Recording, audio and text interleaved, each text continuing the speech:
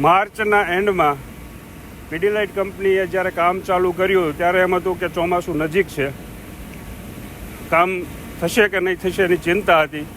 પરંતુ માત્ર 2.5 મહિનાના સમયગાળામાં પીડીલાઇટ કંપનીએ 110 મીટરની લંબાઈ અને 1.5 મીટરની ઊંચાઈ રાત દિવસ જોયા વગર ઉનાળાની કાળઝાળ ગરમીમાં જે રીતે કામ કર્યું એ ખરેખર સરાહનીય છે.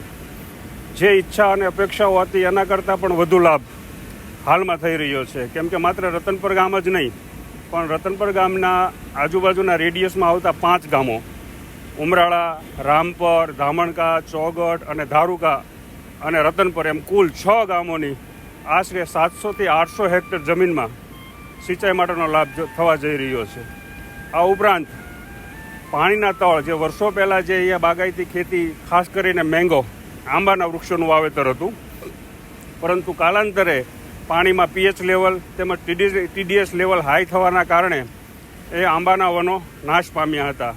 પરંતુ તાજેતરમાં જ જ્યારે 15 જૂનથી માંડીને 20 જૂન વચ્ચે જ્યારે પહેલો વરસાદ આવ્યો અને માત્ર 1500 ક્યુસેક પાણી કાળુભાર ડેમમાંથી છોડવામાં આવ્યું, ત્યાં અમારો ચેકડેમ સંપૂર્ણપણે ભરાઈ ગયો હતો.